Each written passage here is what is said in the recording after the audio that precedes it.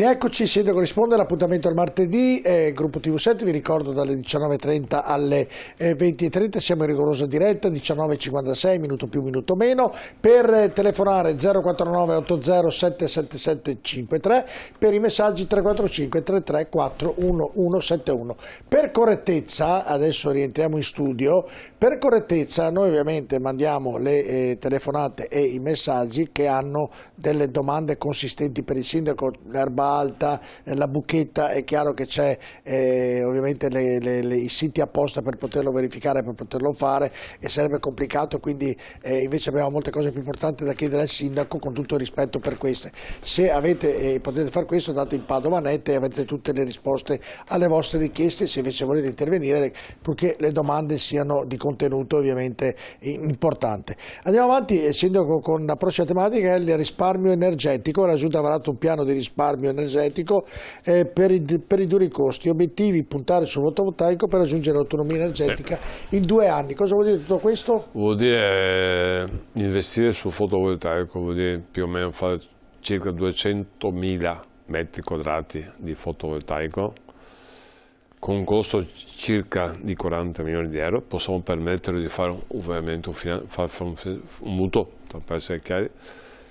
In 2 anni dovremo raggiungere l'autonomia sotto l'aspetto energetico. Non è facile, è in corso il progetto, per cui le cifre non le so esattamente, però non abbiamo alternative. Ovviamente bisogna anche fare considerazione sotto l'aspetto costo energetico, per se si abbassa ulteriormente il prezzo. Sicuramente va fatto il fotovoltaico, però anziché magari 200.000 metri quadrati fa fatto 150.000, adesso mi invento. Bisogna investire però nel fotovoltaico, nel rinnovabile, è indispensabile. Con questo progetto, al prezzo di 10 giorni fa, avevamo un'autonomia sotto l'aspetto energetico totale. Durante la giornata avevamo autosufficienti e la sera vendavamo all'Enel o chi di competenza. Stiamo valorizzando questo, sono cambiate anche le normative, ad esempio in centro si possono mettere pannelli fotovoltaici sulle abitazioni, basta che non sia visibile dalla strada, perché non si può rovinare la città. Per cui uno può anche mettere il pannello fotovoltaico, e prima era proibito.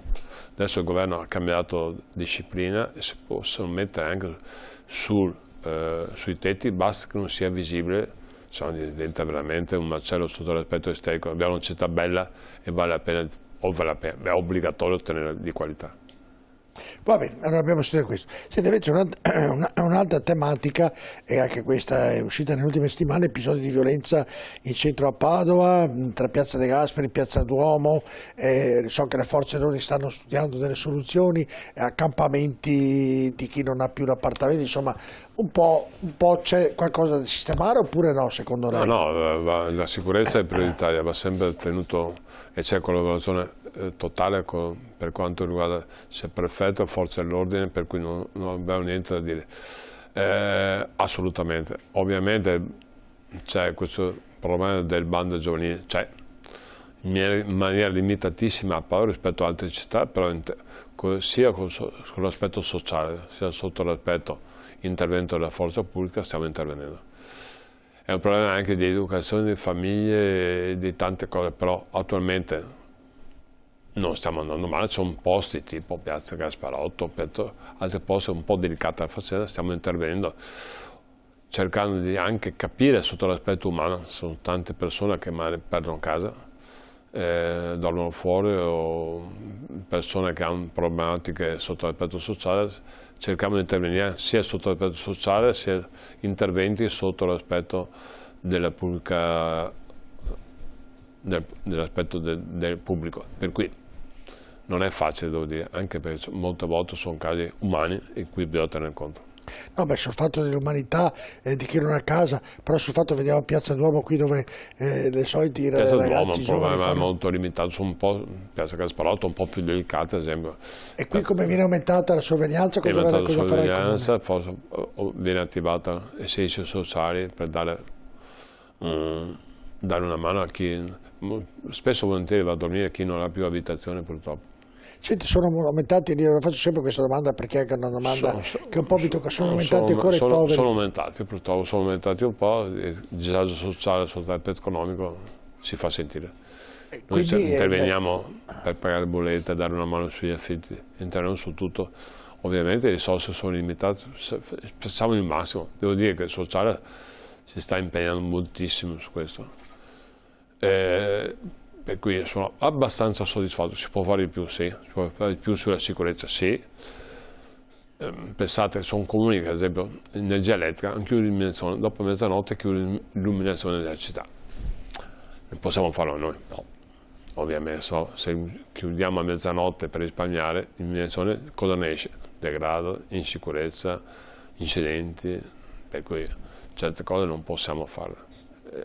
Bisogna ragionare un attimo su bilancio. Certo, e aggiungo a questo perché ovviamente gli abitanti del centro, perché con questa temperatura che fortunatamente è una temperatura diciamo che permette di non accendere i riscaldamenti prima, ecco, mettiamola così. Però i giovani, che per fortuna Padova li ha, sono in centro e un po' alla sera c'è un po' di chi si lamenta nelle zone centrali per la movida. Com'è la situazione? No, in questo periodo però, no, in questo periodo sì, c'è un'affluenza, ma non vedo grossi problemi obiettivamente. Abbiamo tanti studenti, l'ho detto tante volte, abbiamo 24.000 matricole quest'anno, 61.000 studenti universitari, 40.000 medi superiori, per cui abbiamo una popolazione. E questo vuol dire che comporta anche vantaggi sull'aspetto economico, vantaggi sull'aspetto culturale, qualche svantaggio sull'aspetto mai ambientale, qualche rumore. Stiamo intervenendo con qualche disposizione, tipo non vendere gli alcolici dopo una certa ora per quanto riguarda i supermercati, in modo tale da limitare anche questi problemi. Certo. Senta, una cosa bella e positiva che ultimamente a Padova si scopre rispetto a tanti anni fa è che quando cammini in centro, cammini per le zone belle di Padova, senti il parlare straniero. Questo vuol dire che il turismo è aumentato notevolmente nella nostra città. Sento anche i ristoratori che conosco il Prato della Valle che sono felici perché riescono a riempire come mai avrebbero pensato. Insomma, il turismo, anche sotto una campagna pubblicitaria fatta dal Comune, sta ottenendo, i numeri lo dicono, dei grandi successi. Insomma. Noi siamo arrivati a 2.200.000 persone da gennaio a settembre. Ovviamente un record, devo dire, sono molto felice, molto contento, merito Uspita, merito del pubblicità che abbiamo fatto a livello istituzionale, e ognuno che viene a Padova, devo dire che forse anche col passaparola dice quanto bella è Padova, lo dice ad altri, abbiamo veramente il centro pieno di persone, di turisti, e si sente parlare altre lingue, altri dialetti, altre cadenze. Sono molto soddisfatto di questo, bellissima la città. Lavorano bene i bar, i ristoranti, sono tutti molto soddisfatti. Anzi, colgo l'occasione, Sindaco, per dire ai nostri telespettatori che domani sera nella puntata di Primus Inter Pares sarà dedicata tutta all'Urpicta. Avremo ospite l'assessore Colasio, vi spiegheremo cose anche che non conoscete sugli 8 siti appunto che sono entrati a far parte di questa meravigliosa città, ovviamente che è stata premiata, e rivedremo ancora quando è stato il sindaco ha parlato addirittura in inglese proprio per la felicità di quello che abbiamo ottenuto, si ricorda, vero o no? Molto bello, è stata un'emozione unica, mi ricordo ancora molto molto bene, devo dire grazie a Andrea Colasio, grazie al Ministero che ha aiutato moltissimo e siamo veramente soddisfatti. Abbiamo capito che avevamo delle valenze importanti, come le abbiamo in provincia. Ad esempio la settimana scorsa in provincia abbiamo firmato tutti i sindaci dei colli. Abbiamo firmato un anello ciclabile bellissimo che va tutto attorno in Colli Ugari. Dobbiamo valorizzare, abbiamo tantissime cose in provincia. Certo, primo messaggio, ricordo domani sera appuntamento alle 21 con l'assessore Colasio, vi faremo vedere gli 8 siti che sono stati ovviamente inseriti dall'UNESCO come patrimonio della città di Padova e ve li spiegheremo ognuno con parsimonia, come sa fare tra l'altro l'assessore Colasio, che molto bravo. È bravissimo nello spiegare. Vi ricordo 21 domani sera Primus dedicato all'Urpita. Messaggi, andiamo con il primo. Buonasera, ma perché molti cittadini si incavolano con le bici e non con le auto parcheggiate ovunque? perché sono tante le bici forse? No, perché vi spiego perché.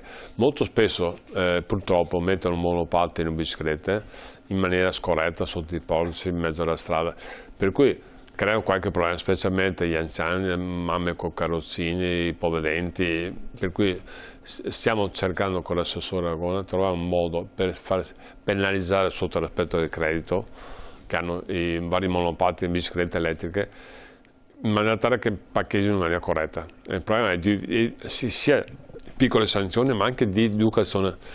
Però vi ricordo che se non avessi un biciclette e monopattini avremo un'invasione di auto in città. Pensate, per trasformare ogni bicicletta in un'auto sarebbe una catastrofe, per cui ben venga biciclette, Certo. veramente sarebbe disastroso. Pensate, tutti gli studenti che abbiamo, se andassero via in macchina, per carità, in mezzi pubblici siamo ancora Oggi meglio. c'era un monopattino parcheggiato vicino al Palazzo delle Debite, che entrava in mezzo alla strada. Dennis, non ricordo se me l'hai detto te, Dennis, faccio un inciso, che a Milano usano un particolare modo per segnalare questi mezzi parcheggiati male. Non so se me l'hai ricordato tu. Vuoi ricordarmelo oppure sbaglio io? No, di questo sinceramente non ricordo, però quello che ti posso dire magari sul tema è che per esempio a Napoli sono segnati dei punti particolari in cui effettivamente si può o non si può parcheggiare, nel senso che se si mette il monopattino a fine corsa, per esempio nel lungomare, il sistema in automatico non ti fa terminare la corsa e di conseguenza continua a scendere il credito. Questo per spingere insomma gli utenti a invece parcheggiare all'interno delle aree delimitate. Avevo ragione, me l'avevi detto te, ho sbagliato la città, non era Milano ma era Napoli, però me l'avevi detto te perché ricordo che me l'avevi detto in redazione. Detto questo, non è mica male, uno paga la cifra di più se la lascia scorrere, se non lo parcheggia bene. E andiamo con gli altri messaggi, Dennis. Salve Sindaco, ci sono molti anziani che non riescono a pagare le bollette. Si può con i servizi sociali fare qualcosa? Grazie. Lo stiamo già facendo, ovviamente in base all'ISEE, ovviamente non tanto gli anziani, dipende dal reddito che la persona. Stiamo già facendo, lo stiamo già aiutando nei limiti possibili, lo stiamo già facendo. Però dipende dall'ISEE, dal reddito che hanno. Certo. Ci sono difficoltà, immagino che non avranno un gran reddito. Cioè non è legato all'anziano, è legato al reddito. È legato al reddito che hanno. Andiamo con il terzo messaggio, Dennis. Sindaco Giordani, quando arriverà l'inverno le scuole saranno riscaldate o i nostri figli dovranno andare a scuola con il giubbetto, visto che si parla di questi costi troppo alti? A disposizione del governo sono 19-20 gradi. Può essere che il governo cambi idea in base al costo del gas, però sicuramente sarà una temperatura diversa rispetto a quello che siamo abituati. Quindi devo andare col giubbetto, come chiede? Può essere, sì. Sì. Ma anche a casa penso ognuno deve vestirsi un po' di più, perché anche in casa sarà questo problema. Ovviamente avremo rispettato le normative. Andiamo con il quarto, Dennis. Padova non è città per i ciclisti, spiace constatare che ci sono troppe buche lungo le piste ciclabili e ci si fa male.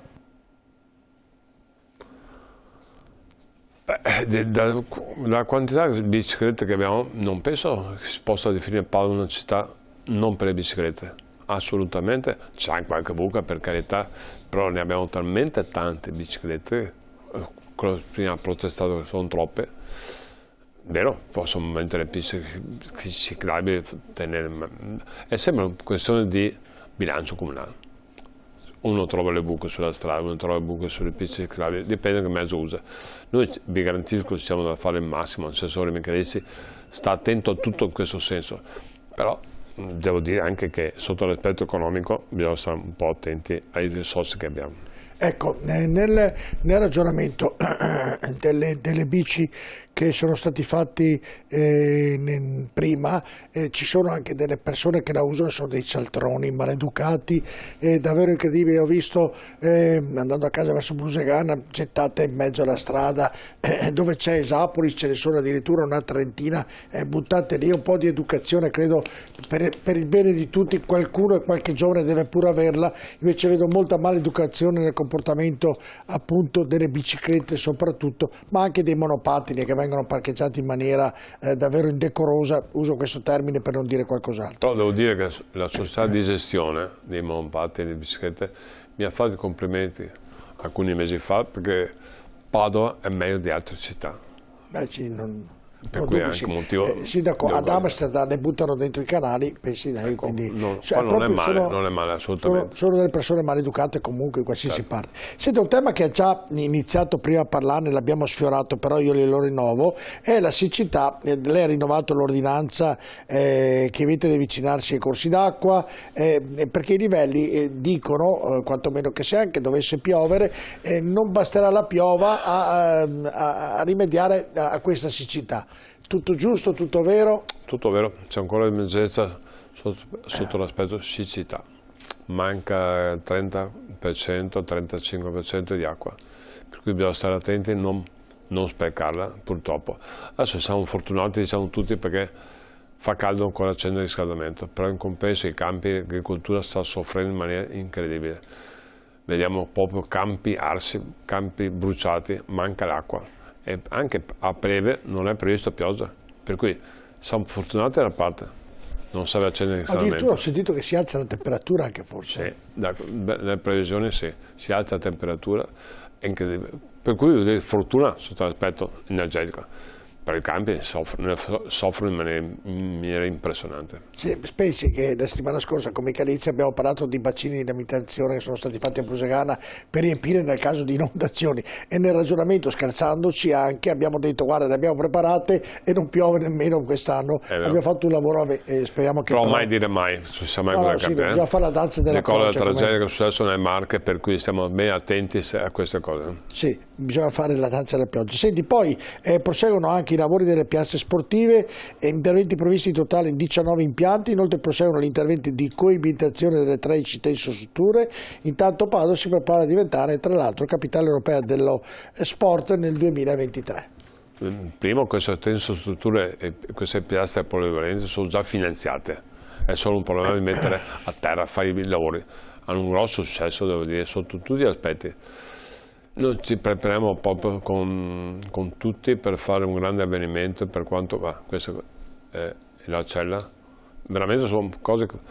Prima è stata la piazza Gasperi, che ha dato veramente dei frutti incredibili. Questa è la cella, ne sono fatte altre. Questo sono io che non sono capace di fare canestro, neanche se sono lì mezz'ora. E di conseguenza. Non avevo dubbi. Questo è bello scherzare. E di conseguenza. Avremo un grosso investimento e saremo capitale dello sport. Io spero che anche saremo capitale, e lo sapremo vedere, dell'innovazione. Sarà una bellissima cosa. Lo sapremo venerdì, sapremo questa cosa. Se saremo, al di là dell'aspetto economico, di risorse che portiamo a casa, sarebbe una bella cosa sotto l'aspetto. Essere capitale di innovazione sarebbe veramente una grande cosa. Prima della pubblicità, le ricordo come va la curva dello stadio Uganeo? Dicembre, gennaio è finita,